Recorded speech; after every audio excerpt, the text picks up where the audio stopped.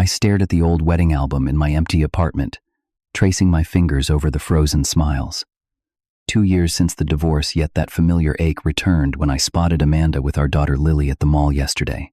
She looked happier, lighter somehow. That was the moment I realized what a terrible mistake I had made rushing into our divorce. The irony of throwing away something precious only to recognize its value after it was gone. Before I share my story with you, let me know where you are watching from, and if you have ever had a moment of deep regret in your life, hit that like button and stay tuned to see if my journey resonates with your own. I met Amanda at a company party for the tech firm where I worked as a software developer. At 34, I had dated plenty, but never found someone who truly understood me until that night. She stood by the windows discussing the latest innovations in machine learning with one of our senior developers. Her intelligence and genuine laugh captivated me immediately. "You seem to know a lot about our industry," I said, offering her a drink. "I should hope so," she replied with a smile. "I consult for 3 different tech companies on user experience design." That first conversation lasted 3 hours. We talked about everything from childhood dreams to future aspirations. By the end of the night, I knew she was special. I asked for her number, certain I would call her the next day, rather than playing the standard waiting game. Our relationship progressed quickly, but naturally. After 3 months of dating, I knew she was the one. Amanda understood my ambition and supported my career while challenging me to become better. We complemented each other perfectly. Her artistic creativity balanced my logical thinking. I proposed on a hiking trip to Mount Rainier. The moment was perfect. Sun breaking through the clouds as we reached the viewpoint overlooking the valley below. "I want to see views like this with you for the rest of my life," I told her as I knelt down with the ring. Her joyful tears and immediate yes made it the happiest day of my life. We had a simple, intimate wedding at Lake Tahoe, surrounded by close family and friends. My college roommate Thomas was my best man, while her sister Natalie stood beside her as maid of honor. My mother wept with joy, telling me repeatedly how proud she was that I had found someone so wonderful. The first 2 years of marriage were everything I had hoped for. We purchased a charming 3-bedroom house in a quiet Seattle suburb. Weekends were spent exploring local farmers markets, hiking nearby trails, or simply enjoying quiet evenings watching documentaries. We talked about starting a family but agreed to wait until my position at work was more secure. My career took off faster than expected. The mobile application I helped develop gained traction, bringing recognition and a promotion. Amanda celebrated every milestone with genuine pride, never once complaining about the late nights or working weekends. "This is temporary," I assured her. "Once we launch version 2, things will calm down." But they never really did. Success brought more responsibility, and I found myself increasingly consumed by work. Still, our foundation seemed strong. When Amanda shared the news of her pregnancy, I was overjoyed. We transformed the spare bedroom into a nursery painted pale yellow with woodland creatures dancing across the walls, Amanda's artistic touch bringing warmth to our home. The 9 months of pregnancy brought us even closer. I attended every doctor's appointment, felt every kick, and read countless books on parenting. We decided to name our daughter Lily after Amanda's grandmother. "She will be strong and gentle, just like her namesake," Amanda said, her hand resting on her growing belly. The day Lily arrived was the most profound experience of my life. Holding that tiny human being with her perfect fingers and curious eyes changed something fundamental within me. I promised to be the best father possible to protect her and guide her through life. What I failed to realize was how dramatically a baby would change our carefully balanced life. The sleepless nights, the constant demands, the shift in priorities. These were challenges I was unprepared for. Amanda shouldered most of the burden, getting up for midnight feedings and soothing Lily's cries while I retreated to work, using it as an escape from the chaos at home. Looking back, I see the signs of postpartum depression that Amanda exhibited. The tears, the exhaustion beyond normal fatigue, the disconnection, all clues I missed or chose to ignore. Instead of supporting her, I buried myself deeper in my career, using the excuse of providing for my family to avoid the difficult emotional labor at home. 6 months after Lily's birth, Amanda tried to talk to me about her struggles. "I feel like I am disappearing, Bryce," she confessed one night. after finally getting Lily to sleep, like I am just a milk machine and diaper changer, not a person anymore. That is just the adjustment period. I dismissed her concerns, barely looking up from my laptop. Every new parent goes through this. It will get better. But it did not get better, because I did nothing to make it better. Amanda withdrew further, and I let the distance between us grow. Our conversations became transactional. Discussions about groceries, bills, and Lily's schedule. The intimate connection that had drawn us together faded under the weight of unspoken resentments and unmet needs. That was when James entered the picture. As the new project manager for our expanding development team, she was brilliant, ambitious, and understood the demands of the tech world. We started working closely together on a major client project, often staying late to meet deadlines. "You really get it," she told me during one midnight session, ordering takeout for the third time that week. The drive to create something meaningful, something that will change how people interact with technology. Her validation was intoxicating. Here was someone who saw me as more than just a provider, who recognized my professional passion rather than resenting it. We began having lunch together regularly, discussing ideas and sharing industry gossip. The conversation flowed easily, reminding me of those early days with Amanda. The text messages started innocently, updates about project timelines or questions about code. Gradually, they evolved into more personal exchanges, jokes, and observations about life. I told myself there was nothing inappropriate happening, that James was just a colleague who understood me. In reality, I was building an emotional affair while my marriage crumbled. I began comparing Amanda unfavorably to James, where Amanda seemed perpetually exhausted and focused on Lily. James was energetic and intellectually engaging. I conveniently forgot that Amanda was raising our child while managing her freelance consulting work, an unfair comparison that served only to justify my growing emotional distance. The fight started small, but grew increasingly bitter. Amanda would ask why I was home so late, and I would snap about her questioning my whereabouts when I was working to support our family. She would request help with household chores, and I would point out how busy I was with critical projects. Every interaction became a battlefield of unspoken accusations and defensive responses. "You are always on your phone these days," Amanda noted one evening as I quickly responded to a message from James. "Even when you are physically here, you are somewhere else mentally." "I have responsibilities," I replied curtly. "The Wilson account is crucial for the company. Not everything revolves around changing diapers." The hurt in her eyes should have stopped me, but I was too far down the path of self-justification to recognize the damage I was inflicting. The breaking point came when Amanda found the text messages between James and me. They were not explicitly romantic, but the emotional intimacy was undeniable. Inside jokes, late-night conversations, and subtle compliments that crossed professional boundaries. Amanda confronted me with tears streaming down her face, holding my phone with trembling hands. "Who is she to you?" she demanded, her voice breaking. "What am I missing that you need to share this much of yourself with another woman?" Instead of honesty, I chose defensiveness. "She is a colleague, nothing more. You are overreacting because you are exhausted and hormonal. You have been different since Lily was born. Everything is about the baby now." Different. Amanda's voice rose. "I gave birth to our daughter. I have been raising her practically alone while working from home to keep my clients. What did you expect?" The argument escalated until I spoke the words I cannot take back. "Maybe we should not be together anymore. Maybe we made a mistake." The silence that followed was deafening. Amanda stared at me with shocked disbelief before quietly walking away. That night I slept in the guest room, convincing myself that I was the wronged party, that Amanda had changed too much after motherhood, that we had simply grown apart. Within a week, I had moved into an apartment near my office. The separation felt like freedom, initially. No more arguments, no more baby crying at night, no more feeling inadequate as a husband and father.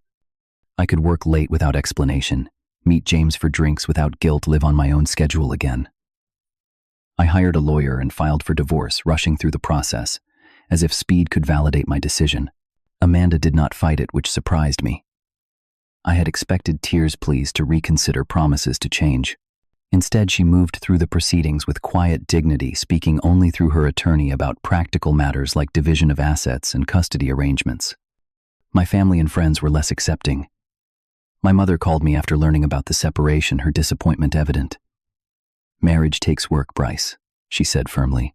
Your father and I had plenty of difficult years, especially when you were small. But we committed to working through them. This is different, Mom, I insisted. We have grown apart. People change. People do change, she agreed. But part of loving someone is growing together, through those changes, not abandoning ship at the first rough waters. Thomas was even more blunt when we met for drinks. You are making a massive mistake, man, he said, shaking his head. Do you know how many guys would kill for what you had? A beautiful family, a nice home, a wife who supported your career from day one. You do not understand what it has been like. I defended myself. Amanda is not the same person I married. And you are, he challenged. Nobody stays the same. That is not how life works.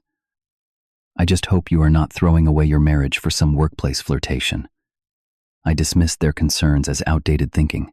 We lived in modern times where people recognized when relationships had run their course.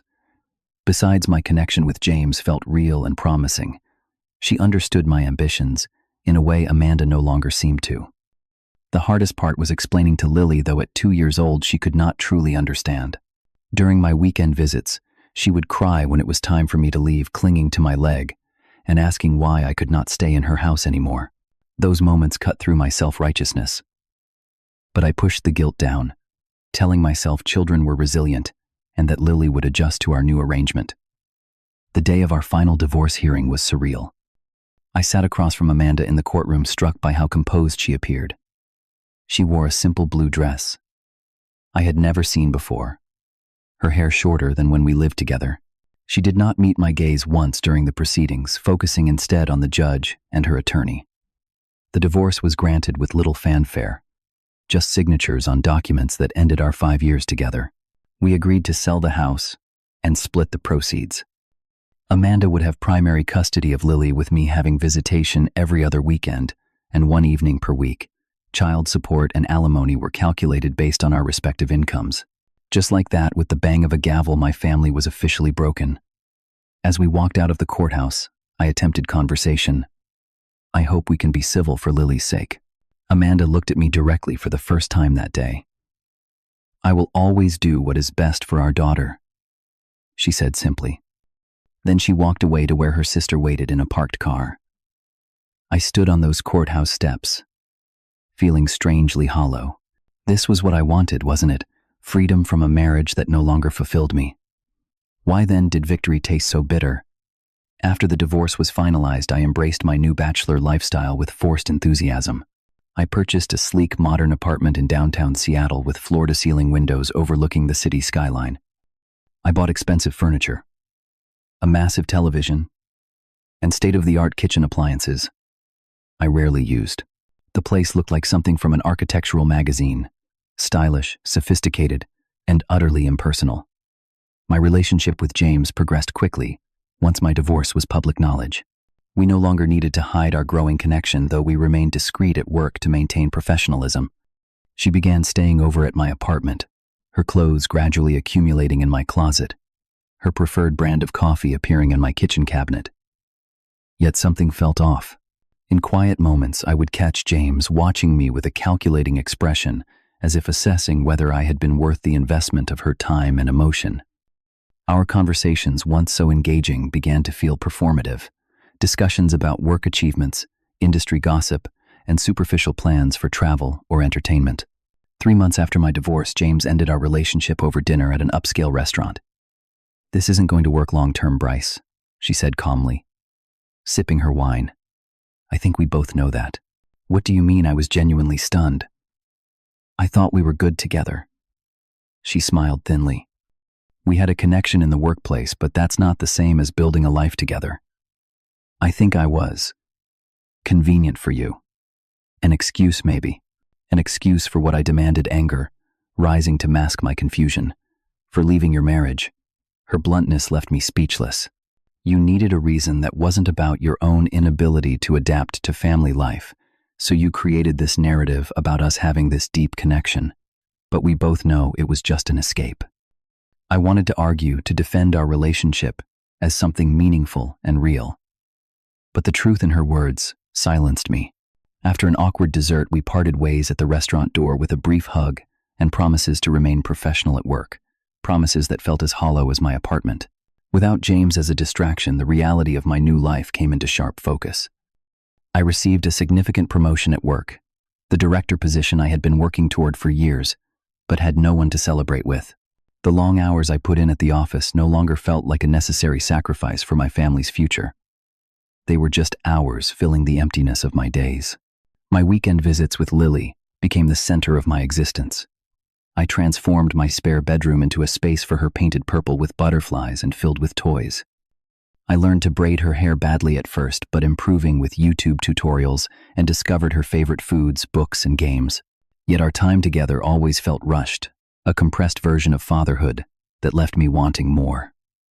Lily, now 3, would ask innocent questions that broke my heart. "Why don't you live with Mommy and me?" she would wonder while we built block towers together. "Sometimes grown-ups need to live in different houses," I would explain inadequately. "But I love you very much, and I will always be your dad."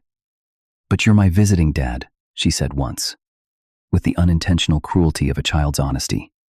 "Not my everyday dad." Those words haunted me long after I returned her to Amanda's new townhouse, a modest but warm home in a family-friendly neighborhood not far from our old house. I noticed Amanda had begun to look more like herself again. The shadows under her eyes had faded, her smile came more readily, her energy seemed restored. She had started a small design consultancy from home, allowing her to balance work with caring for Lily. 6 months after our divorce, I was wandering through the mall on a rainy Saturday afternoon, killing time after a canceled meeting. That was when I saw them, Amanda and Lily hand in hand looking at window displays. Lily wore the red raincoat I had bought her for Christmas, jumping in excitement at something she saw. Amanda laughed at her enthusiasm, her face lighting up with joy.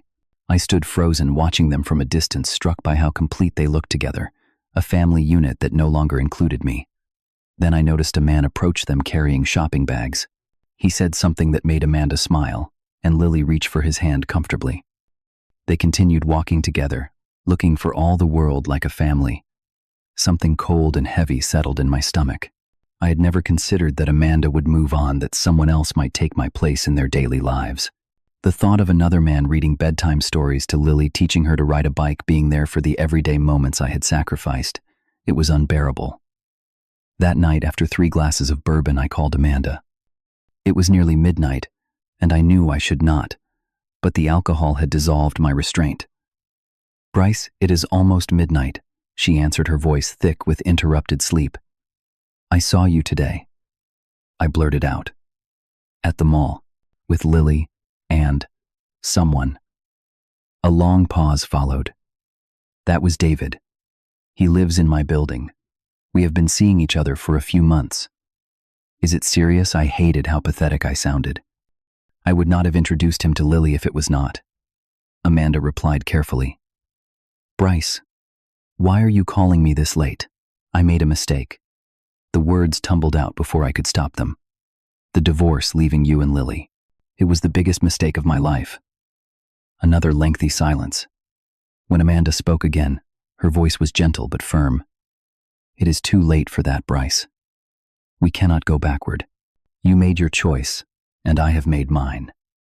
David is good to me, and Lily adores him. Can we not try again?" I pleaded, desperation making my voice crack. "For Lily's sake, this is not about Lily," Amanda said quietly. "This is about you realizing what you lost. I am sorry you are hurting, but I have moved on. I needed to, for my own well-being and for Lily's stability." After we hung up, I sat in my darkened apartment, the reality of my situation crashing down around me.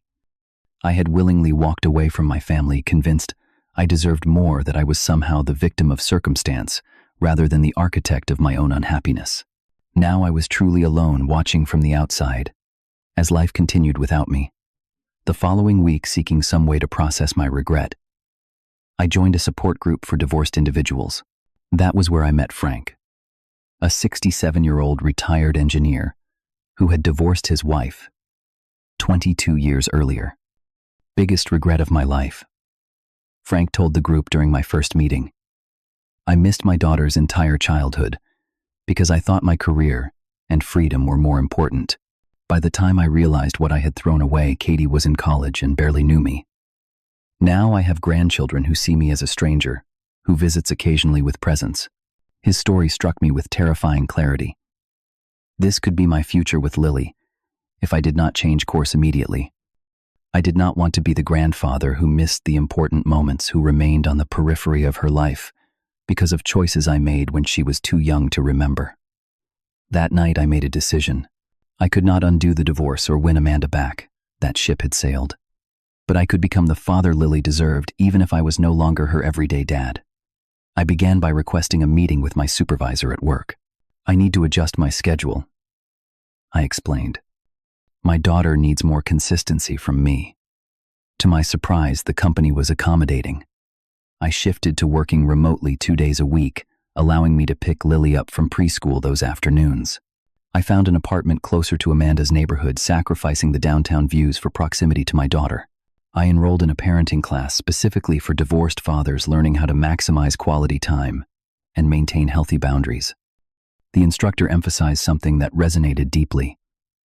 Your relationship with your ex is now a business partnership with Lily as the central focus. Personal feelings must take a back seat to effective co-parenting. With this mindset, I approached Amanda about adjusting our custody arrangement. Our conversation was the most civil we had managed since before the separation. "I want to be more present in Lily's life," I explained. "Not just fun weekends and occasional dinners, but homework and doctor's appointments and normal Tuesday afternoons." Amanda studied me carefully. What brought this on? I realized I was on the path to becoming a stranger to our daughter, I admitted. And that terrifies me more than anything. After several discussions and a trial period, we modified our agreement. I would now have Lily 3 days a week, including 1 overnight stay. It wasn't equal parenting time, but it was a significant improvement that allowed me to be part of her regular life, not just special occasions. The first time Lily had a tantrum at my apartment, screaming about not wanting to wear the outfit I had chosen for preschool, I felt strangely grateful. This wasn't just fun dad time anymore.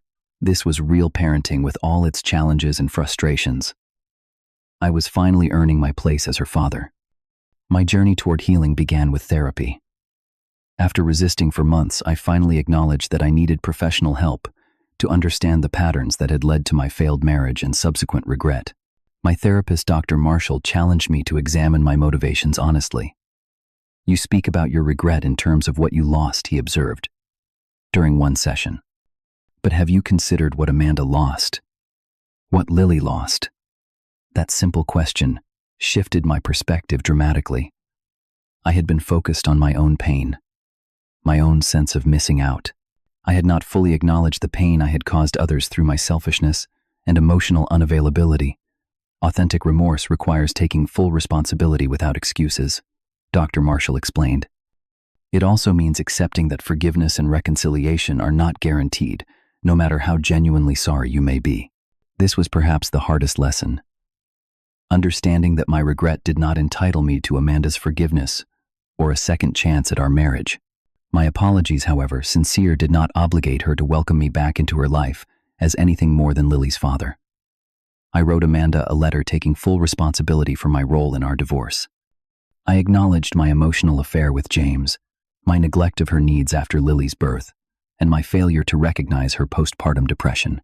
I made no requests or suggestions about our relationship. It was simply an honest accounting of my failings and a long overdue apology. Amanda's response was gracious but clear. "I appreciate your apology and self-awareness. This helps bring closure to that chapter of our lives. I hope we can continue to build a healthy co-parenting relationship for Lily's sake." With this understanding, I focused on becoming the best father I could be. I learned to cook proper meals beyond pasta and pizza, researched age-appropriate activities for preschoolers, and created traditions for our time together. Tuesday nights became science experiment night, where Lily and I would conduct simple experiments like making slime or growing crystals. Sunday mornings were reserved for pancakes in animal shapes and walks to the nearby park. I also began building a community of other single parents. Through a local community center, I met Jordan, a single dad raising twin boys, and Sarah, who shared custody of her daughter with her ex-wife. We formed an informal support network, sharing advice, occasional childcare, and understanding that only other single parents could provide. The hardest part is the silence when she goes back to her mom's Jordan confessed during one of our coffee meetups. My house feels so empty without the chaos. I keep their artwork everywhere, Sarah added. It makes the place feel less lonely between visits. These friendships helped me realize I was not alone in my struggles, that many parents were navigating the complicated emotional landscape of shared custody and rebuilding lives after divorce. As months passed, I observed Amanda and David's relationship with careful neutrality. He seemed genuinely kind and patient with Lily, never trying to replace me but offering his own unique connection with her. When Lily mentioned activities they did together or gifts he gave her, I practiced responding with positive interest rather than jealousy. The real test came when Amanda called to discuss Lily's upcoming 4th birthday party. "We are planning a small celebration at the house," she explained. "David will be there, along with his parents who are visiting. I wanted to check if you would be comfortable attending together, or if we should plan separate celebrations this year." My initial instinct was discomfort at the thought of watching Amanda and David host together, of meeting his parents as part of Lily's extended family. But I recognized this reaction as selfish.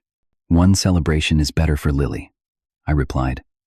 "I would be happy to attend and contribute however I can." The birthday party was initially awkward, but ultimately successful. David greeted me with genuine warmth, and his parents made efforts to include me in conversations. Amanda had thoughtfully seated me next to Lily at the table, acknowledging my primary role as her father despite the changed family dynamics. When it came time for candles and cake, David stepped back, allowing Amanda and me to stand together behind Lily as she made her wish. As I watched Lily open presents surrounded by people who cared for her in different ways, I realized we had created something valuable from the wreckage of our marriage, an extended family bound by love for one child. It wasn't what I had envisioned when holding newborn Lily in the hospital, but it was working. She was happy, secure in the knowledge that she was deeply loved, even if the structure of that love had changed. A year after my mall epiphany, my life had transformed. I maintained my career success, but with healthier boundaries. My apartment, once a showpiece of bachelor aesthetics, had become a true home with evidence of Lily everywhere. Artwork on the refrigerator, toys organized in colorful bins, a growth chart marked with dates on the wall. I had gone on a few casual dates, but found myself in no rush to begin a serious relationship. The emotional work of becoming a better father and co-parent took precedence, and I was wary of repeating past mistakes by bringing someone new into Lily's life without careful consideration. Amanda and I had established a respectful friendship based on our shared love for our daughter. We could sit together at Lily's preschool graduation, exchange pleasantries at drop-offs, and text about parenting questions without the tension that had once defined our interactions. When Amanda called to tell me she and David were engaged, I offered sincere congratulations. "Lily wants you to know first," Amanda said. "She is excited about being a flower girl, but wanted to make sure you were okay with everything." "Tell her I am very happy for all of you," I replied, surprised to find I meant it. "David is a good man. You deserve that happiness." Recently, I attended a father-daughter dance at Lily's preschool. As we twirled around the decorated gymnasium, Lily looked up at me with complete trust and affection. "I love you, Daddy," she said, simply resting her head against my chest. "I love you too, Lily Pad," I replied, using my special nickname for her. More than anything in the world. In that moment, I felt a peace I had not experienced since before the divorce. I had lost the conventional family unit I once took for granted, but I had gained something perhaps more valuable. A deeper understanding of what truly matters, what it means to be a father, and how to love unselfishly. The regret of my divorce will always remain part of my story. I still sometimes look at old photos and wonder what might have been had I made different choices. But regret has become my teacher rather than my tormentor, guiding me toward better decisions and a more authentic life. Perhaps that is the greatest lesson from all of this. Sometimes we have to lose something precious to truly understand its value. The challenge then becomes not to dwell in regret, but to use that awareness to build something new and meaningful from what remains. I glance at Lily, now peacefully sleeping after our bedtime story routine, and know with certainty that while I cannot change the past, I can create a future where my daughter never doubts she is loved, valued, and central to my life. And for now, that is enough. Have you ever experienced a moment of clarity that changed your perspective on past decisions? Share your story in the comments below. If this resonated with you, please hit the like button and subscribe to hear more authentic life experiences. Remember, sometimes our greatest regrets lead to our most important growth. Thank you for listening, and I wish you wisdom in all your life choices.